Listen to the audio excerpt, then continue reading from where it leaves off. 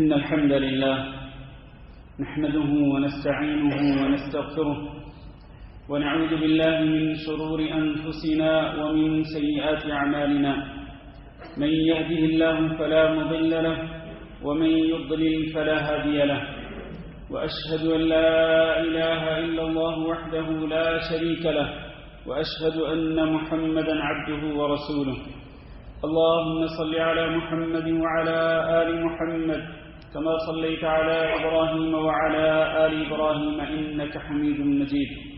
اللهم بارك على محمد وعلى آل محمد كما باركت على إبراهيم وعلى آل إبراهيم إنك حميد مجيد.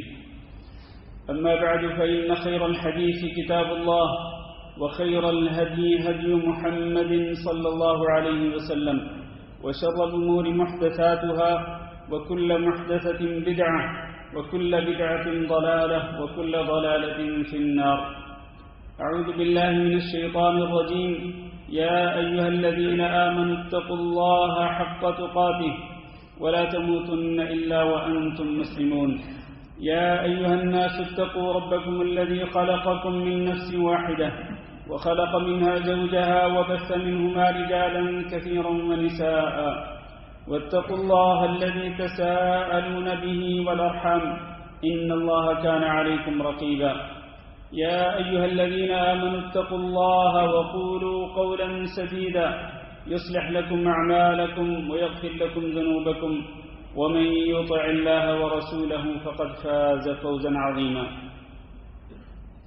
قابل صد احترام بزرگوں، دوستوں اور بھائیوں، معززات ماؤں بہنوں، بیٹی اور خواتین اسلام، اللہ رب العزت کا بے انتہا شکر ہے کہ اللہ رب العزت نے زندگی میں ایک بار پھر رمضان المبارک کا مہینہ نصیب فرمایا.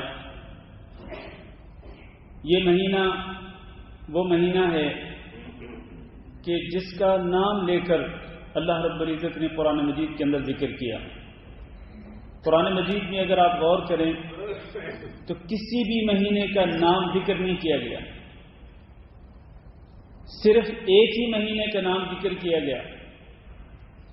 قرآن مجید کے اندر 4 حرمت والے مہینوں کا ذکر آیا. اربعۃ حرم، 4 حرمت والے مہینے ہیں، لیکن ان کے نام نہیں ذکر کیے گئے. ایک نمبر ذکر کر دیا گیا. حج کے مہینوں کے حوالے سے کہا گیا الحج اشہر معلومات، کہ حج کے چند معلوم مہینے ہیں، نام نہیں ذکر کیا. ایک ہی مہینہ ہے جس کا نام ذکر کیا اللہ رب العزت نے قرآن مجید کے اندر، اور وہ ماہ رمضان ہے.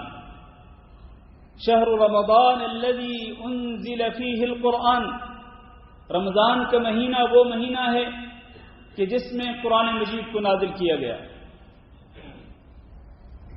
قرآن مجید اللہ رب العزت کی سب سے افضل کتاب ہے، جس کو اللہ رب العزت نے اپنے سب سے زیادہ فضیلت والے فرشتے حضرت جبریل امین کے ذریعے اپنے سب سے پیارے اور سب سے افضل سید الانبیاء والرسل حضرت محمد صلی اللہ علیہ وسلم کے دل پہ نازل کیا. اور کب نازل کیا؟ شہر رمضان الذی انزل فیہ القرآن، ماہ رمضان المبارک میں قرآن مجید کو نازل کیا گیا. اس کے بارے میں اہل علم یہ کہتے ہیں کہ اس کو لوح محفوظ سے آسمان دنیا پہ بیت العزہ کے مقام پر پورے کا پورا قرآن مجید بیت العزہ کے مقام پر نازل کیا گیا، اور پھر وہاں سے آہستہ آہستہ تھوڑا تھوڑا کر کے نبی کریم صلی اللہ علیہ وسلم کے دل پہ نازل کیا گیا. میرے عزیز بھائیوں، یہ ماہ مبارک بڑے ہی شرف والا مہینہ ہے اور بڑی عظمتوں والا مہینہ ہے، بڑی شان والا مہینہ ہے اور بڑے فضائل والا مہینہ ہے. وہ فضائل جو ہم نے پچھلے خطبہ جمعہ کے اندر ذکر کیے تھے، ان فضائل میں سے وہ فضائل جو کہ رسول اکرم صلی اللہ علیہ وسلم رمضان المبارک کی ابتدا میں، یعنی رمضان المبارک کا چاند نظر آتے ہی پہلی رات میں نبی صلی اللہ علیہ وسلم اپنے صحابہ کرام کو وہ فضائل ذکر کیا کرتے تھے، اور آپ فرماتے تھے کہ اتاکم شہر رمضان شہر مبارک، کہ تمہارے پاس رمضان کا مہینہ آ چکا جو بڑا بابرکت مہینہ ہے۔ پھر اس کی خصوصیات ذکر کرتے ہیں نبی صلی اللہ علیہ وسلم، تاکہ مسلمانوں کے دلوں میں اس مہینے کا شوق اور زیادہ بڑھے، شوق اور بلبلے کے اندر اضافہ ہو۔ چنانچہ نبی صلی اللہ علیہ وسلم فرماتے کہ پہلی رات سے ہی جنت کے دروازوں کو کھول دیا جاتا ہے اور کوئی دروازہ بند نہیں رکھا جاتا، اور ایک روایت کے مطابق رحمت کے دروازوں کو کھول دیا جاتا ہے اور جہنم کے دروازوں کو بند کر دیا جاتا ہے، کسی دروازے کو کھلا نہیں چھوڑا جاتا۔ سرکش قسم کے شیطانوں اور جنوں کو جکڑ دیا جاتا ہے، اور پھر ایک پکارنے والا پکار دیتا ہے، یا باغی الخیر اقبل، اے خیر کے طلبگار، خیر کو چاہتے ہو تو آگے بڑھو، اللہ رب العزت نے تمہیں ایک موقع دے دیا ہے، زندگی میں ایک بار پھر اللہ رب العزت نے تمہیں چانس دے دیا ہے، ورنہ تمہارے رشتہ داروں کے اندر، تمہارے قریبی اعزاء کے اندر اور تمہارے دوستوں کے اندر کتنے ایسے تھے جو پچھلے سال رمضان مبارک کے مہینے میں تھے، آج زندہ نہیں ہیں، وہ اللہ کے پاس جا چکے، لیکن اللہ نے تمہیں نہیں مارا، اللہ نے تمہیں موت کا شکار نہیں کیا، اللہ نے تمہیں زندہ رکھ کر یہ مبارک مہینہ نصیب فرمایا، اور اللہ رب العزت نے رحمت کے دروازوں کو کھول دیا، جنت کے دروازوں کو کھول دیا، جہنم کے دروازوں کو بند کر دیا۔ خیر چاہتے ہو نا، اب تمہارے پاس کوئی عذر نہیں ہے، آگے بڑھو، خیر کے لیے لپکو، دوڑو خیر کو حاصل کرنے کے لیے۔ اور وَيَا بَاغِيَ الشَّرِّ أَقْصِرْ، اور شر کے پیچھے بھاگنے والے، پچھلے 11 مہینوں کے اندر تم منمانی کرتے رہے، منمانی زندگی بسر کرتے رہے، اللہ رب العزت کے احکامات سے بغاوت کرتے رہے، اللہ رب العزت کے احکامات کو دیدہ دانستہ تم پسے پس ڈالتے رہے، اللہ رب العزت کے عذاب کو تم دعوت دیتے رہے، اللہ کے عذاب کو تم چیلنج کرتے رہے، تم نے کوئی پرواہ نہیں کی۔ 11 مہینوں میں تم نے بڑی عیاشی کر لی، یا باغی الشر اقصر، اور شر کے پیچھے بھاگنے والے اب رک جا، اب بریک لگا دے۔ اگر تو پہلے نماز نہیں پڑھتا تھا، اب نماز پڑھنا شروع کر دے۔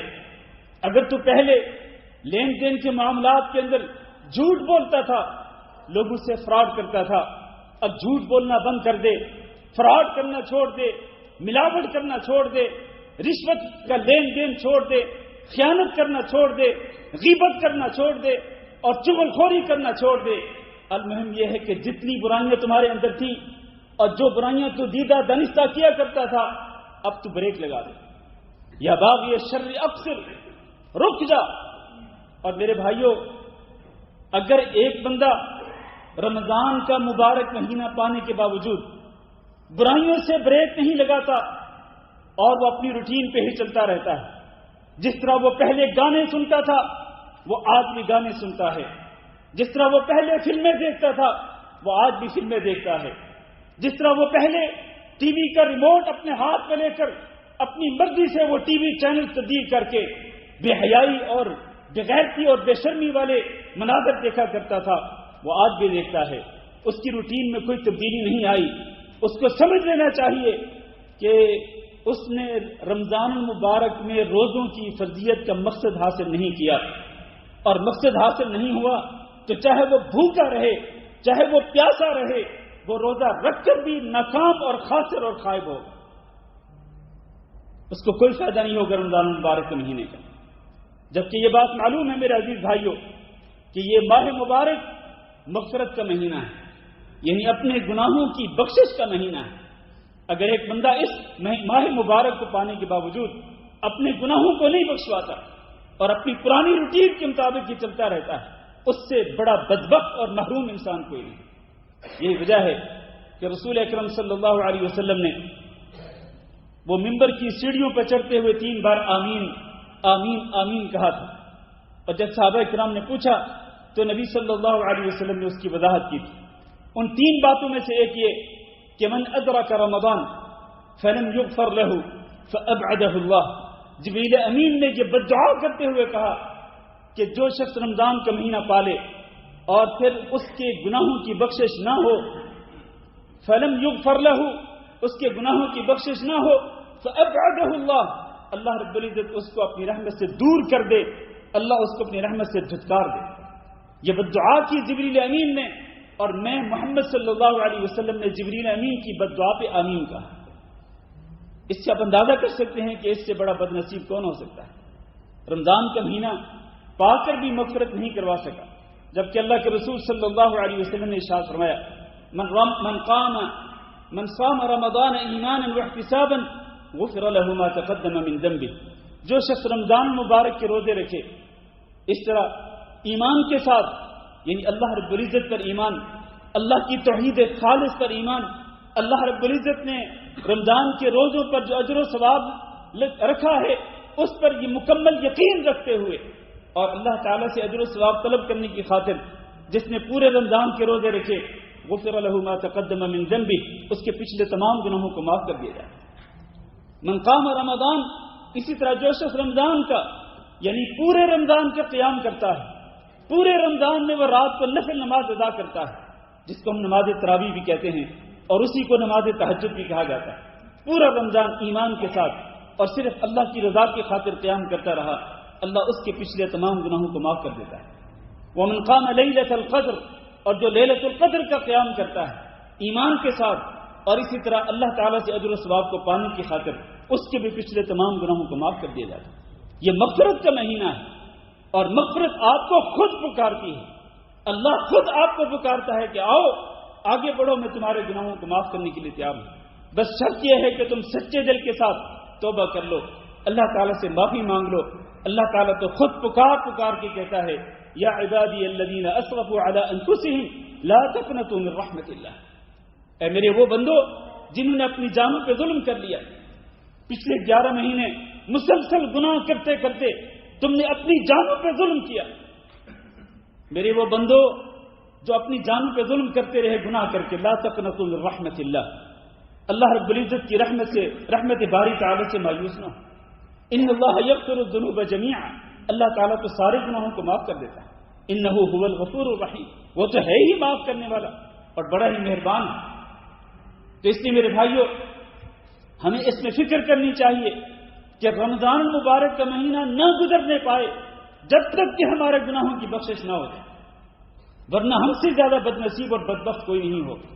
اور پھر یہی مہینہ جو ہے یہ جہنم سے آزادی حاصل کرنے کا مہینہ ہے۔ اور یہاں یہ وضاحت کرتا چلوں کہ یہ پورے کا پورا مہینہ جو ہے یہ اللہ رب العزت کی رحمتوں کو سمیٹنے کا مہینہ ہے، اور پورے کا پورا مہینہ جو ہے یہ اپنے گناہوں کو بخشوانے کا مہینہ ہے، اور پورے کا پورا مہینہ جو ہے یہ اپنے آپ کو جہنم سے آزاد کرانے کا مہینہ ہے۔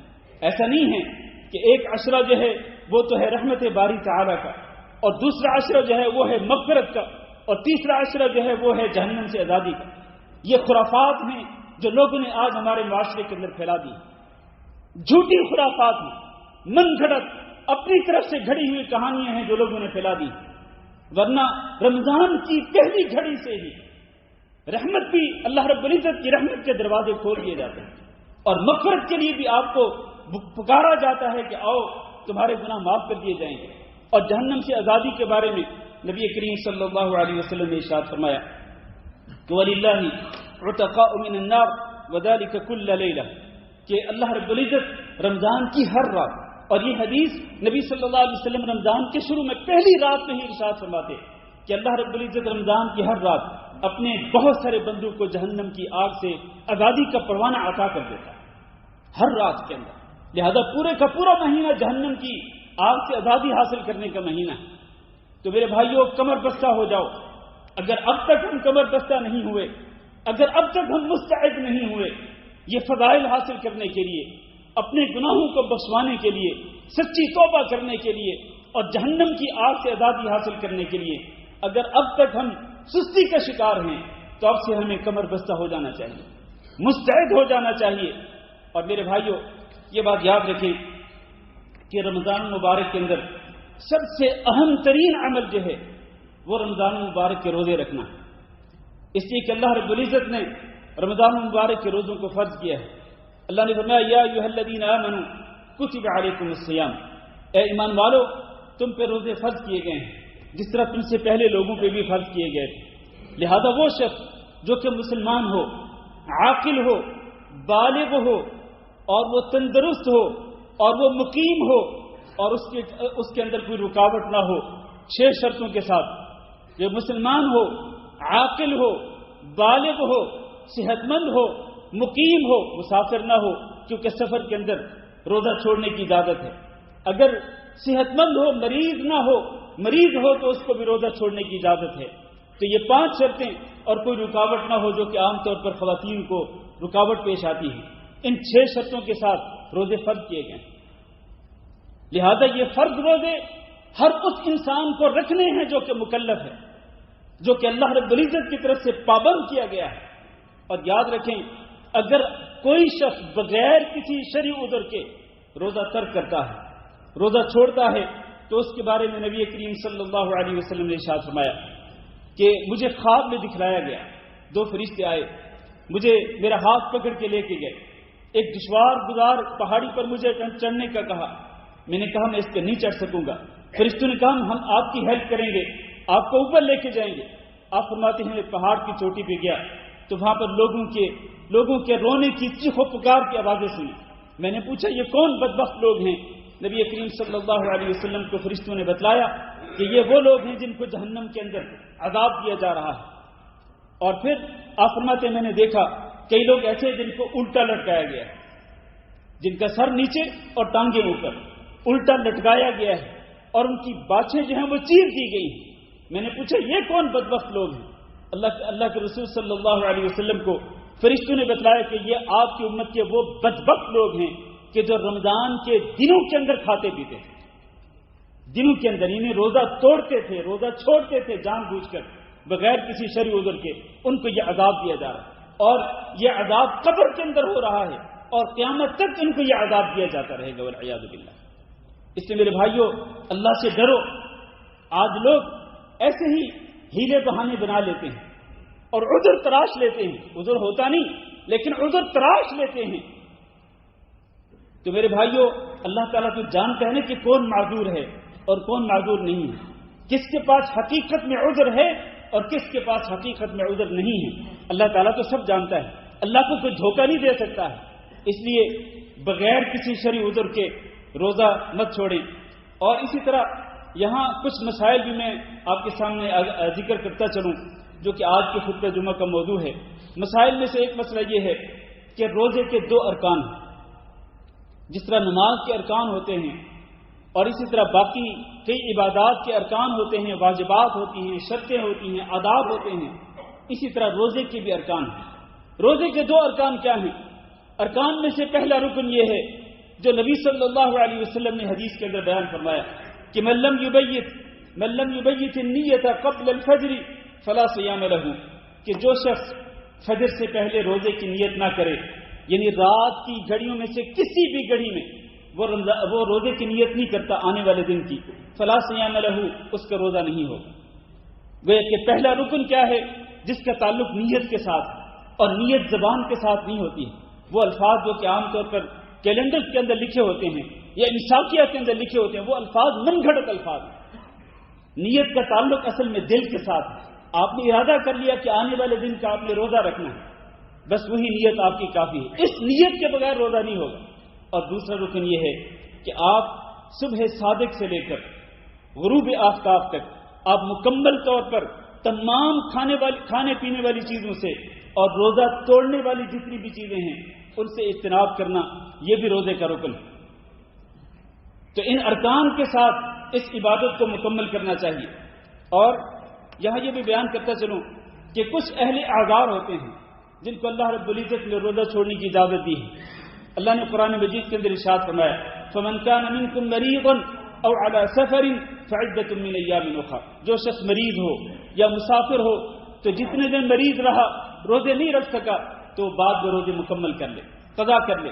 ایک مسافر جتنے دن سفر کی حالت میں رہا وہ روزے نہیں رکھ سکا، رخصت کو اختیار کرتے ہوئے، تو کوئی بات نہیں ہے، وہ بعد میں رمضان کے بعد ان دنوں کے روزے قضا کر لے جتنے دن اس نے روزے چھوڑے ہیں سفر کی حالت میں۔ اسی طرح سے وہ عمر رسیدہ انسان، چاہے مرد ہو چاہے عورت ہو، جو اتنی عمر کو پہنچ گیا کہ اب وہ روزہ رکھنے کے قابل نہیں، اس کے لیے اللہ رب العزت نے رخصت دی ہے کہ وَعَلَى الَّذِينَ يُطِيقُونَهُ فِدْيَةٌ طَعَامُ مِسْكِينٍ، جس کے لیے روزہ رکھنا مشقت کا باعث بنے بڑھاپے کی وجہ سے، تو اس کے لیے اجازت ہے کہ وہ ہر روزے کے بدلے میں ایک مسکین کو کھانا کھلا دے، اور اس میں اختیار ہے آپ کے لیے، آپ چاہیں تو روزانہ ایک مسکین کو کھانا کھلاتے رہیں۔ اور یہاں یہ بھی وضاحت ضروری ہے، لوگ کہتے ہیں کہ جو شخص روزے نہ رکھتا ہو تو وہ دوسرے کو روزے رکھوائے، یہ بات غلط ہے۔ بھئی دوسرے کو آپ روزہ کیسے رکھوائیں گے؟ آپ لوگ کہتے ہیں کہ اس کو سحری کا کھانا بھی کھلائیں، اس کو افطاری کے وقت بھی کھانا کھلائیں، ایک ٹائم کا کھانا کھلانا، فدیۃ طعام مسکین، مسکین کو کھانا کھلانا کافی ہے۔ حضرت انس بن مالک رضی اللہ تعالیٰ عنہ جب بوڑھے ہو گئے اور اللہ نے ان کو بڑی عمر دی تھی، تو زندگی کے آخری 2 سالوں میں وہ روزے نہ رکھ سکے، تو وہ کیا کرتے تھے؟ وہ رمضان کے آخر میں 30 مسکینوں کو اکٹھا کر کے ان کو ایک ہی مرتبہ کھانا کھلا دیتے تھے، اس طرح ان کا فدیہ ادا ہو جاتا۔ تو یہ وہ فدیہ ہے جس کا اللہ تعالیٰ نے قرآن مجید کے اندر ذکر کیا۔ اسی طرح سے ایک مریض، اسی طرح سے ایک حاملہ عورت اور دودھ پلانے والی عورت، اس کے پاس بھی عذر ہے، اس کا حکم بھی وہی ہے جو کہ مریض کا حکم ہے۔ مریض اگر روزے چھوڑتا ہے اور بعد میں وہ روزے قضا کر سکتا ہے تو اس کو روزے قضا کرنے ہیں۔ اسی طرح سے یہ حاملہ عورت، دودھ پلانے والی عورت، یہ اس مدت کے اندر، مدت حمل اور مدت رضاعت کے اندر اگر وہ روزے چھوڑتی ہے تو کوئی بات نہیں، وہ بعد میں روزے قضا کرے۔ جس طرح مریض کے لیے بعد میں قضا کرنا ضروری ہے، اسی طرح حاملہ اور دودھ پلانے والی عورت کے لیے بھی بعد میں روزے قضا کرنا ضروری ہے۔ روزہ جو ہے وہ کن چیزوں کے ساتھ ٹوٹ جاتا ہے؟ مفسدات جو ہیں وہ کیا ہیں؟ مختصر طور پر میں ذکر کر دوں۔ روزہ توڑنے والی جو چیزیں ہیں وہ 2 قسم کی ہیں۔ ایک تو وہ چیزیں ہیں کہ جن کی وجہ سے روزہ فاسد ہو جاتا ہے، اور روزہ فاسد ہونے کے بعد صرف قضا لازم آتی ہے، کفارہ نہیں ہوتا۔ اور ایک وہ چیز ہے کہ جس کی وجہ سے روزہ فاسد بھی ہوتا ہے اور روزہ قضا کرنا بھی ضروری ہوتا ہے، پلس کفارہ ادا کرنا بھی ضروری ہوتا ہے۔ یہ 2 چیزیں ہیں، 2 قسم کی چیزیں ہیں۔ پہلی قسم کی چیزیں مثال کے طور پر جان بوجھ کر کھانا پینا، بھول کر نہیں، جان بوجھ کر کھانے پینے کی وجہ سے روزہ ٹوٹ جاتا ہے، روزہ فاسد ہو گیا، اب اس کو قضا کرنا ضروری ہے، کفارہ نہیں ہے۔ جان بوجھ کے قید کی ہے ایک انسان نے، جان بوجھ کر اس کا روزہ ٹوٹ گیا، فاسد ہو گیا، اب اس روزے کو قضا کرنا ضروری ہے، کفارہ نہیں ہے۔ جان بوجھ کے کسی نے بیداری کی حالت میں اپنا مادہ منویہ خارج کیا، احتلام نہیں، نیند کی حالت میں احتلام ہو تو روزہ نہیں ٹوٹتا، لیکن بیداری کی حالت میں ایک انسان نے کوئی ایسی حرکت کی کہ جس کے ساتھ اس کی منی خارج ہو گئی، اس کا روزہ فاسد ہو گیا، اس کو یہ روزہ قضا کرنا پڑے گا، کفارہ نہیں ہوگا۔ یہ بعض وہ چیزیں ہیں جن کے ساتھ روزہ ٹوٹ جاتا ہے۔ خواتین کے تعلق سے اگر حیض و نفاس کا خون شروع ہو گیا روزے کی حالت میں، چاہے روزہ افطار کرنے سے چند سیکنڈ پہلے اگر حیض و نفاس کا خون شروع ہو گیا، وہ روزہ فاسد ہو گیا، اس روزے کو قضا کرنا پڑے گا، کفارہ نہیں ہے۔ یہ وہ چیزیں ہیں کہ جن کی وجہ سے روزہ فاسد ہوتا ہے، قضا لازم آتی ہے، لیکن کفارہ نہیں ہوتا۔ اور وہ چیز جس کی وجہ سے روزہ فاسد بھی ہوتا ہے اور روزہ قضا بھی کرنا پڑتا ہے اور کفارہ بھی دینا پڑتا ہے، وہ ہے میاں بیوی کے تعلق۔ جس طرح کہ ایک شخص نبی صلی اللہ علیہ وسلم کے پاس آیا تھا اور اس نے یہی بات کی تھی کہ اللہ کے رسول، میں تو ہلاک ہو گیا، رمضان کے دن کے اندر میں نے وہ تعلق قائم کر لیا اپنی بیوی سے۔ اللہ کے رسول نے فرمایا کہ ایک غلام کو آزاد کرو، کہا اس کی طاقت نہیں رکھتا۔ آپ نے فرمایا کہ 2 مہینے کے مسلسل روزے رکھو، کہا اس کی بھی استطاعت نہیں رکھتا۔ آپ نے فرمایا کہ 60 مسکینوں کو کھانا کھلا دو، کہا میں اس کی بھی استطاعت نہیں رکھتا، میں تو مدینہ کے اندر سب سے زیادہ فقیر اور مسکین ہوں۔ تو اللہ کے رسول نے فرمایا کہ چلو انتظار کرو۔ تو نبی صلی اللہ علیہ وسلم کے پاس کھجور کا ایک ٹوکرا آیا، آپ نے فرمایا کہ یہ لو، یہ کھجور لے جاؤ اور مسکینوں کو کھلا دو۔ کہا مجھ سے بڑا اور میرے گھر والوں سے بڑا کوئی مسکین ہی نہیں ہے۔ اللہ کے رسول نے فرمایا کہ چلو لے جاؤ، اپنے گھر والوں کو ہی کھلا دو۔ تو یہ کفارہ جو ہے، یا تو غلام آزاد کرنا جو کہ آج کل ممکن نہیں ہے، تو دوسرا آپشن 2 مہینے کے مسلسل روزے رکھنا، یا پھر 60 مسکینوں کو کھانا کھلانا۔ یہ اس چیز کی وجہ سے ہے جس کا میں نے ابھی ذکر کیا ہے۔ میرے عزیز بھائیو، یہ چند مسائل تھے جو کہ میں نے ذکر کرنا ضروری سمجھا۔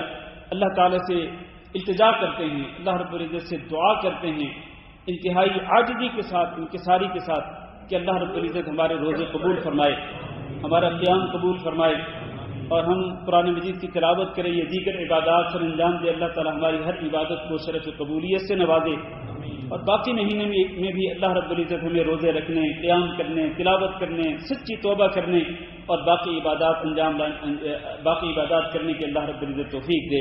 استغفر اللہ لی ولکم انہ هو الغفور الرحیم۔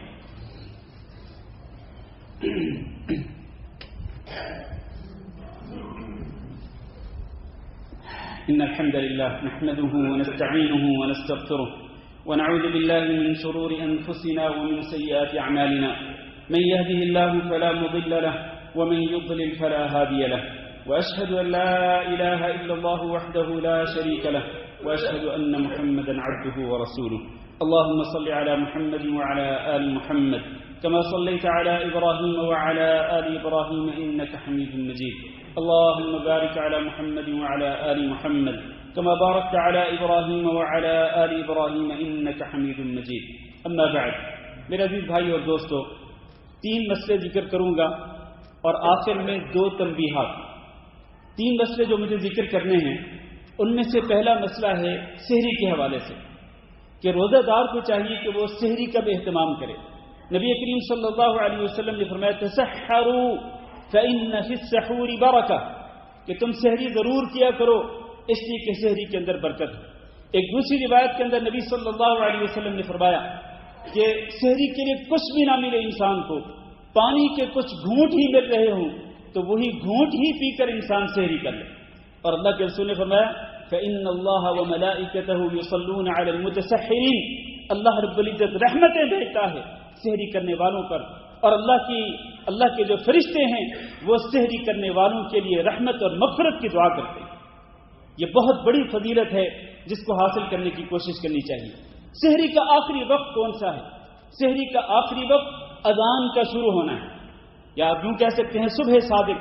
جیسے ہی صبح صادق ہو، اور یہاں چونکہ عرب ممالک کے اندر جیسے ہی صبح صادق ہوتی ہے فوراً فجر کی اذان ہو جاتی ہے، تو اذان کی آواز آنے تک آپ کھا پی سکتے ہیں۔ اس سے پہلے جو 10 منٹ کا امساک کا ٹائم دیا جاتا ہے اس کی کوئی شرعی حیثیت نہیں۔ حتی یؤذن ابن ام مکتوم، یہ صحیح بخاری کے اندر حدیث ہے، کلوا واشربوا حتی یؤذن ابن ام مکتوم، کہ تم کھاتے پیتے رہو جہاں تک کہ ابن ام مکتوم جو کہ نبی صلی اللہ علیہ وسلم کے مؤذن تھے، جب تک وہ اذان شروع نہ کریں اس وقت تک تم کھاتے پیتے رہو۔ یہ اللہ کے رسول کا فرمان ہے، لہذا وہ امساک والا جو ٹائم ہے اس کی کوئی شرعی حیثیت نہیں۔ دوسرا مسئلہ یہ ہے کہ افطاری انسان کو جیسے ہی غروب آفتاب یقینی ہو جائے کہ آفتاب ڈوب چکا، سورج غروب ہو چکا، اس کا کنفرم ہو جائے، اس کے ساتھ ہی افطاری کر لینی چاہیے، اور اس میں پھر تاخیر نہیں کرنی چاہیے، اس لیے کہ رسول اکرم صلی اللہ علیہ وسلم کا فرمان ہے لا یزال الناس بخیر ما عجل الفطر، کہ لوگ ہمیشہ خیر کے اندر ہی رہیں گے جب تک وہ افطاری جلدی کریں گے۔ جلدی کرنے کا معنی یہ نہیں کہ غروب آفتاب سے پہلے نہیں، غروب آفتاب کے فوراً بعد جلدی جو لوگ افطاری کرتے رہیں گے وہ ہمیشہ خیر اور برکت کے اندر رہیں گے۔ اور قرآن مجید کے اندر جو اللہ تعالیٰ نے حکم دیا ہے، چونکہ آج سوشل میڈیا پہ ایک کلپ جو ہے وہ گردش کر رہا ہے، اس میں 3، میں ان کو عالم نہیں کہتا، 3 اشخاص ہیں، 3 قسم کے لوگ ہیں، مختلف گروہوں سے تعلق رکھنے والے۔ وہ یہ دیدہ دلیری کے ساتھ بیان کرتے ہیں کہ جب تک رات کی تاریکی نہ چھا جائے اس وقت تک افطاری نہ کریں، اور وہ کہتے ہیں کہ جنہیں اس سے پہلے جو روزہ کھولتے ہیں ان کے روزے باطل ہیں۔ اور میرے بھائیوں، اللہ تعالیٰ نے قرآن مجید کے اندر ارشاد فرمایا ثم اتموا الصیام الى اللیل، تم روزہ مکمل کرو کب تک؟ الى اللیل، رات تک۔ اور رات کی ابتدا کب سے ہوتی ہے؟ سورج غروب ہونے کے ساتھ ہی رات کی ابتدا ہو جاتی ہے۔ اور پھر اس کا عملی نمونہ نبی صلی اللہ علیہ وسلم نے پیش فرمایا۔ نبی صلی اللہ علیہ وسلم فرمایا کہ اذا اقبل اللیل من هاهنا وادبر النهار من هاهنا وغربت الشمس فقد افطر الصائم، یہ صحیح بخاری سے مسلم کی حدیث ہے کہ جب ادھر سے یعنی مشرق کی طرف سے رات آنا شروع ہو جائے اور مغرب کی طرف سورج چلا جائے، یعنی وغربت الشمس، اور سورج غروب ہو جائے مغرب کی طرف، تو اس کے ساتھ ہی روزے دار کا روزہ افطار ہو گیا، روزے دار کے روزہ افطار کرنے کا وقت ہو گیا۔ یہ نبی صلی اللہ علیہ وسلم کا فرمان ہے۔ تو اس لیے اس قسم کے جو باطل قسم کے جھوٹے قسم کے جو آج جو آڈیو جو ویڈیو کلپس پھیلے ہوئے ہیں تو ان سے دھوکہ نہیں کھانا چاہیے میرے عزیز بھائیو.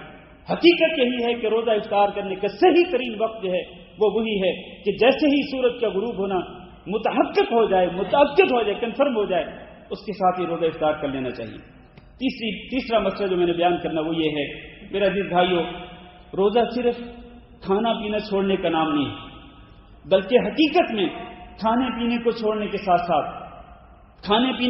کے ساتھ ساتھ باقی جتنی بھی شہوات ہیں ان تمام کی تمام شہوات کو ترک کرنا اصل میں روزہ ہے.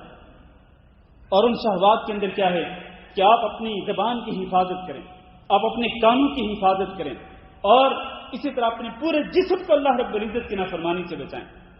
نبی صلی اللہ علیہ وسلم کا یہ فرمان ہمیشہ یاد رکھیے کہ من لم يدع قول الزور والعمل به فليس لله حاجة في أن يدع طعامه وشرابه.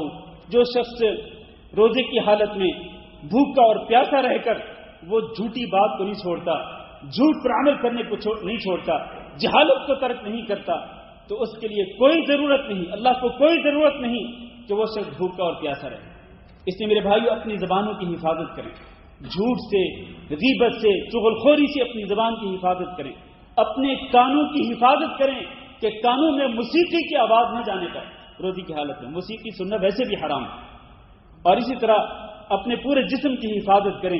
اسی کے ساتھ یہ روزہ مکمل ہوتا ہے اور اسی کے ساتھ یہ روزے کا اصل مقصد حاصل ہوتا ہے. لعلکم تتقون, روزہ کیوں فرض کیا گیا ہے؟ تاکہ تمہارے اندر تقوی آ جائے.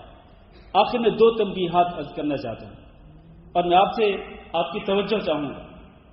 پہلی تنبیہ یہ ہے کہ بعض حضرات فرض نماز کے وقت سوئے رہتے ہیں, چاہے وہ فجر کی نماز ہو, چاہے وہ ظہر کی نماز ہو, چاہے وہ عصر کی نماز ہو. فرض نماز کے ٹائم سوئے رہتے ہیں, لیکن دوسری طرف رات کے وقت ان کی کوشش ہوتی ہے کہ تراویح نہ چھوٹنے پائے. تراویح ضرور پڑھیں, لیکن ادھر فجر کی نماز کے وقت سوئے ہوئے ہیں یا ظہر یا عصر کی نماز کے وقت سوئے ہوئے ہیں. میری بات توجہ سے کان کھل کر سنیے گا میرے بھائیوں. ایک دن کی جو فجر کی نماز ہے, ایک دن کی فجر کی نماز پورے رمضان کی تراویح سے بہتر ہے. ایک دن کی ظہر کی نماز پورے رمضان کی تراویح سے بہتر ہے, اور ایک دن کی عصر کی نماز پورے رمضان کی تراویح سے بہتر ہے. اس لیے میرے بھائیوں فرض نمازوں کا پورا اہتمام کریں. فرض نمازوں کے اندر سستی اور مجرمانہ غفلت کو چھوڑیں. یہ کیا بات ہوئی کہ روزہ بھی رکھا ہوا ہے لیکن فرض نماز کے وقت سوئے ہوئے ہیں؟ حد ہو گئی, انتہا ہو گئی. اس بندے کے اندر خوف نہیں اللہ رب العزت کا کہ فرض نماز کے لیے سویا ہوا ہے اور تراویح کے لیے بڑے شوق سے مسجد میں جا رہا ہے. اور تراویح تو نفل نماز ہے, پڑھیں گے ثواب ہوگا, نہیں پڑھیں گے تو کوئی گناہ نہیں ہوگا. لیکن فرض نماز کے ٹائم اگر آپ سوئے رہ گئے, آپ کو پتا ہے کہ ایک دن کی عصر کی نماز, اللہ کے رسول نے فرمایا جو شخص عصر کی نماز کو چھوڑ دیتا ہے, جس کی ایک دن کی عصر کی نماز فوت ہو جاتی ہے, اس کی زندگی بھر کے تمام نیک اعمال غارت اور برباد ہو جاتے ہیں. یہ اللہ کے رسول کا فرمان ہے. اس لیے میرے بھائیوں, اور وہ حدیث جو حدیث قدسی ہے, اللہ تعالیٰ فرماتے ہیں کہ میرا بندہ میرا سب سے زیادہ قرب کیسے حاصل کر سکتا ہے؟ میرے فرائض کے ذریعے. اور فرائض میں یہ فرض نمازیں سب سے پہلے آتی ہیں. دوسری تنبیہ جو آپ کر کے میں آج کا خطبہ ختم کرتا ہوں وہ یہ ہے کہ اللہ کے رسول صلی اللہ علیہ وسلم سے پوچھا گیا ای الصائمین اعظم اجرا, کہ روزہ داروں میں سب سے زیادہ اجر کس روزہ دار کو ملتا ہے؟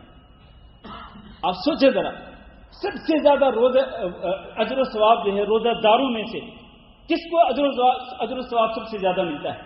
اللہ کے رسول نے فرمایا اکثرهم للہ ذکرا, جو سب سے زیادہ اللہ رب العزت کا ذکر کرنے والا ہوگا اس کو اجر و ثواب بھی سب سے زیادہ ملنے والا ہوگا.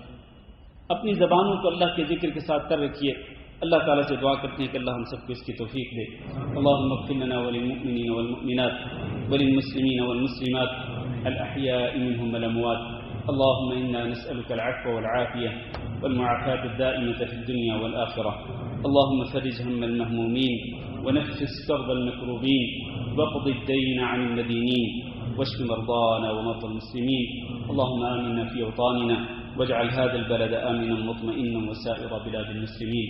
عباد الله, إن الله يأمر بالعدل والإحسان وإيتاء ذي القربى وينهى عن الفحشاء والمنكر والبغي يعظكم لعلكم تذكرون.